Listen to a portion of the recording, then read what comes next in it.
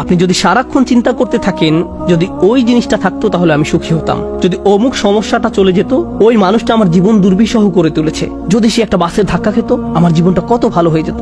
প্রতিবার বাস দেখলে আমি এই দোয়া করি।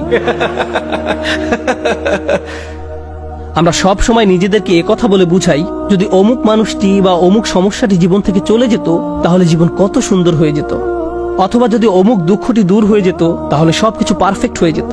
যদি মানুষের পরিবর্তন হতো, যদি পরিস্থিতির পরিবর্তন হতো, যদি পরিবেশের পরিবর্তন হতো, আমরা এভাবে ভাবতে থাকি সবকিছুর পরিবর্তন হলে জীবন সুন্দর হয়ে যেত, তাহলে আমাকে আর দুর্বল থাকতে হতো না। আমরা ভোগের উপর ভোগ করতে থাকি আর এতে পুরোপুরি আচ্ছন্ন হয়ে পড়ি। আর আল্লাহ আজ্জা জাল্লা বর্ণনা করছেন, জানো তুমি কত দুর্বল? তুমি একটি মাছির চেয়েও দুর্বল। দুআফাত তালিব ওয়াল মাতলুব। যখন তিনি এভাবে বলছেন আমি আপনি মজ্জাগতভাবে অবিশ্বাস্যভাবে কতটা দুর্বল, একটু চিন্তা করে দেখুন। আপনাদের প্রত্যেকের মাথায় বিভিন্ন জিনিসের চিন্তা আছে প্রতিদিন। আমরা এখন রোজা রাখছি, নামাজ পড়ছি, আর আলহামদুলিল্লাহ নামাজ পড়ার সময় আমরা মনোযোগ ধরে রাখার চেষ্টা করি, কিন্তু এর বাইরে আপনার মাথায় কোন চিন্তা ঘুরঘুর করে? আপনি কি নিয়ে উদ্বিগ্ন থাকেন? আপনি কি নিয়ে চিন্তা করেন? কোন চিন্তাটি আপনার মাথায় সারাক্ষণ ঘুরতে থাকে? কোন জিনিসটির ব্যাপারে ভাবেন এটা যদি থাকতো, আর কোন জিনিসটির ব্যাপারে ভাবেন যদি এটা না থাকতো? কারোর জন্য অসুস্থতা, কারোর জন্য ডিপ্রেশন, কারোর জন্য দুঃখ, কারোর জন্য হয়তো কোনো ব্যক্তি। কেউ কেউ ভাবেন যদি ওই মানুষটা আমার ব্যাপারে খুশি হতো। তারা অন্য একজনকে খুশি করার চিন্তায় মশগুল থাকেন। যদি আমার বাবা আমার উপর খুশি থাকতেন তাহলে আমি সুখী হতাম, কিন্তু আপনার বাবাও তো একজন মানুষ। তিনি যদি আজ খুশি হয়েও থাকেন, কাল হয়তো তার জীবন শেষ হয়ে যেতে পারে। তারপর আপনি কি করবেন? এরপর আপনি কোথায় দাঁড়াবেন? সুতরাং আমি আর আপনি এভাবে এসব জিনিসের পেছনে ছুটতে থাকি। আর এর পরের আয়াতে আল্লাহ আজ্জা ওয়া জাল্লা বলেন, মা কদারুল্লাহ হাক্কা কদরিহি। তারা আল্লাহকে যথাযথ মর্যাদা দেয় না। ইন্নাল্লাহা কাউইয়ুন আজিজ। নিশ্চয়ই আল্লাহ শক্তিধর, মহাপরাক্রমশালী। তুমি দুর্বল কিন্তু আল্লাহ সর্বশক্তিমান। তিনি আরো বলেন, তোমরা আল্লাহকে যথাযথ মর্যাদা প্রদান করনি। জানেন তিনি আমাকে আপনাকে কি বলছেন?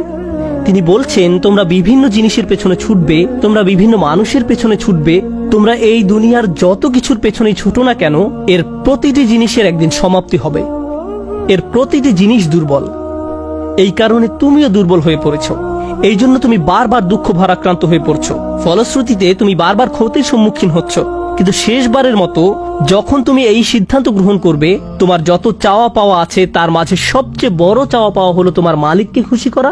যখন তুমি সবকিছুর উপরে আল্লাহর সন্তুষ্টিকে প্রাধান্য দাও, যখন তুমি সত্যিকার অর্থে তোমার অন্তর থেকে এটা করতে পারবে, একমাত্র তখনই, যেহেতু তিনি শক্তিধর। জানেন আল্লাহ এইমাত্র আমাদের শেখালেন, যখন তুমি দুর্বল কাউকে পেতে চাও তখন তুমিও দুর্বল হয়ে পড়ো। কিন্তু তুমি যদি আল্লাহকে চাও যিনি শক্তিধর এবং মহাপরাক্রমশালী, তাহলে এটা তোমাকে কেমন করে তুলবে? এটা তোমাকেও শক্তিশালী করে তুলবে। আর যখন তুমি শক্তিশালী হয়ে উঠবে, জীবনে বিভিন্ন জিনিস আসবে যাবে, কিন্তু তোমার শক্তিমত্তার কোনো কমতি হবে না। যে জিনিসের পেছনে তুমি ছুটছো তা ভেঙে পড়ার কারণে তখন তুমি আর ভেঙে পড়বে না, কারণ তুমি দুনিয়ার এসব তুচ্ছ জিনিসের চেয়েও অনেক অনেক উচ্চ একজনের সন্তুষ্টির অন্বেষণ করছো। আমি বলছি না যে আপনি এই দুনিয়ার কোনো কিছু চাইতে পারবেন না, কিন্তু আয়াতটি আমাদেরকে একটি ব্যাপারে শিক্ষা দিচ্ছে। আমরা যখন এসব পার্থিব বিষয় কামনা করব, আমরা বুঝবো যে এগুলো দুর্বল। পার্থিব এসব বিষয় জীবনে আসবে যাবে, কিন্তু আমরা কখনো আল্লাহকে হারাতে পারবো না। লক্ষ্য করুন, মানব জাতির ব্যর্থতা হলো যখন তারা পার্থিব কোনো জিনিস পেতে ব্যর্থ হয়, তারা আল্লাহকে ভুলে যায়। তাদের চাওয়া পাওয়ার জিনিসটি না পেলে তারা নামাজ পড়া ছেড়ে দেয়। তারা যা চায় তা যদি না পায়, তারা এভাবে বলে, এভাবে দোয়া করার অর্থ কি? তারা যখন তাদের আকাঙ্ক্ষার বস্তুটি পায় না, তখন দুঃখ হতাশা একেবারে ভেঙে পড়ে এবং বলে, আমি তো আল্লাহর সাথে কথা বলার শক্তিও পাচ্ছি না। এমনটি ঘটার কারণ হলো সমস্যায় পড়ার পূর্বে আল্লাহর সাথে তাদের বন্ধন শক্তিশালী হয়ে ওঠেনি। যদি সে বন্ধনটি আগে থেকেই বর্তমান থাকতো, যেমন মূল যদি শক্তভাবে গাঁথা থাকে, তাহলে ঝড় এলে এদিক ওদিক দুলতে থাকে, সম্পূর্ণ ভেঙে পড়ে না, মূলের উপর দাঁড়িয়ে থাকতো। আর ঝড় চলে গেলে আবার ফল দেয়া শুরু করতো। এরকম একটা উপমার কথা কোরআনে অন্যত্র এসেছে, আসলুহা সাবিত ওয়া ফারউহা ফিস সামা। লা ইলাহা ইল্লাল্লাহ হলো এমন একটা বৃক্ষের মতো যার শেকড় মাটিতে এবং শাখা আকাশে উত্থিত। এটাই ঈমানের শক্তি। এই আধ্যাত্মিক শক্তির ধারণাটি আরো পরিষ্কার করার জন্য আমি আপনাদের নিকট একটা উদাহরণ পেশ করব। শক্তিকে আমরা বিভিন্ন জিনিসের সাথে সংযুক্ত করি। আমি বহু বছর আগে একটা ঘটনা নিয়ে কথা বলছিলাম, কিন্তু এখন এটি আমাকে অনুপ্রাণিত করে। যুক্তরাষ্ট্রের নিউ অরলিন্স অঙ্গরাজ্যের একটা পরিবারের একটা ঘটনা। পরিবারটা ছিল অনেক ধনী, তাদের গাড়ি ডিলারশিপের ব্যবসা ছিল। তাদের দোকান ছিল একেবারে সমুদ্র সৈকতের পাশে। তারা দামি দামি গাড়ি আমদানি করত এবং বিক্রি করত। এরপর হ্যারিকেন ক্যাটরিনা আঘাত হানল। ক্যাটরিনা এসেছিল বিশাল জলোচ্ছ্বাস নিয়ে এবং এর ফলে তাদের কেনা সকল গাড়ি ভেসে গেল। একমাত্র লেক্সাস এলএস মডেলের একটা গাড়ি বর্তমান ছিল এবং পরিবারটা এই গাড়িতে করেই হ্যারিকেন আক্রান্ত এলাকা থেকে পালিয়েছিল। দুর্যোগ শেষ হওয়ার কয়েক মাস পরে স্টেটের সবকিছু খুলে দেওয়ার পর আমি আবার তাদের সাথে দেখা করতে গিয়েছিলাম। যে পরিবারটি মাসে প্রায় 2 কোটি টাকা আয় করত, তারাই এখন সেই লেক্সাস গাড়িতে করে পিজা ডেলিভারি দিচ্ছে। পরিবারটি এখন এই কাজ করছে। এক ব্যক্তির পিজা দোকানের জন্য তাদেরকে হায়ার করা হয়েছিল। মা বাবা দোকানে পিজা বানাতো আর ছেলে লেক্সাসে করে সেই পিজা ডেলিভারি দিত। আমি যখন এটা দেখলাম, কল্পনা করতে পারেন অন্য কেউ যদি এরকম পরিস্থিতিতে পড়তো, অন্য কোনো মিলিয়নিয়ার যদি এভাবে দেউলিয়া হয়ে যেত, তাদের কি হতো? তারা সম্পূর্ণ হতাশ হয়ে যেত, মদের বোতল হাতে জীবন পার করে দিত। কারণ তারা মনে করত যা তাদের ছিল তাই তাদের শক্তিশালী করেছে। এখন যেহেতু এই সম্পদ হারিয়ে গেছে, আমার পক্ষে আর এই পরিস্থিতি মোকাবেলা করা সম্ভব নয়, এই ধরনের ক্ষতি সহ্য করা সম্ভব নয়। কিন্তু এই পরিবারের ক্ষেত্রে যখন আমি তাদের সাথে দেখা করলাম, সবাই খুবই শান্ত, নির্বিঘ্ন। বাবার অনেক বয়স হয়েছিল।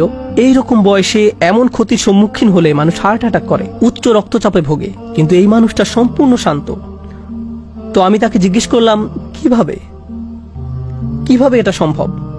আমি এমনকি আমার প্রশ্ন করাও শেষ করতে পারিনি। আমি শুধু বললাম, কিভাবে? তিনি হেসে উঠলেন। তিনি বললেন, যখন ব্যবসা ভালো ছিল আমি সারাক্ষণ ফোনে ব্যস্ত থাকতাম। শিপমেন্ট এসে পৌঁছেছে কিনা, পেমেন্ট দিতে দেরি হচ্ছে কিনা, কার কি ডেলিভারি দেওয়া প্রয়োজন, কাস্টমার খুশি কিনা, ট্যাক্সের হিসাব ঠিক আছে কিনা, কর্মচারীদের সমস্যা, অমুক সমস্যা, তমুক সমস্যা, এসব কারণে আমি কোনো মতে জুমার নামাজে উপস্থিত হতে পারতাম কোনো রকমে। কিন্তু এখনো তো টেবিলে খাবার আছে, এখনো তো আমাদের মাথার উপর ছাদ আছে, আর এখন আমি নিশ্চিন্তে মসজিদে গিয়ে নামাজ আদায় করতে পারি।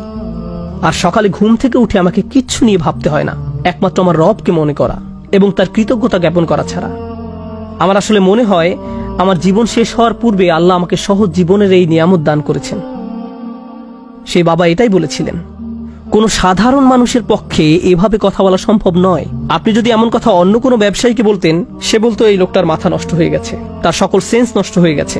আর এই জন্যই এখন সে তার মাথায় এই পরিস্থিতির একটা যৌক্তিকতা খুঁজে নিয়েছে। আপনাদেরকে একটা কথা বলছি, একজন মানুষের পক্ষে কেবল তখনই এভাবে কথা বলা সম্ভব যখন সে বুঝতে পারে যেসব জিনিসের পিছনে সে ছুটছে তা দুর্বল। কেবলমাত্র আল্লাহই শক্তিশালী।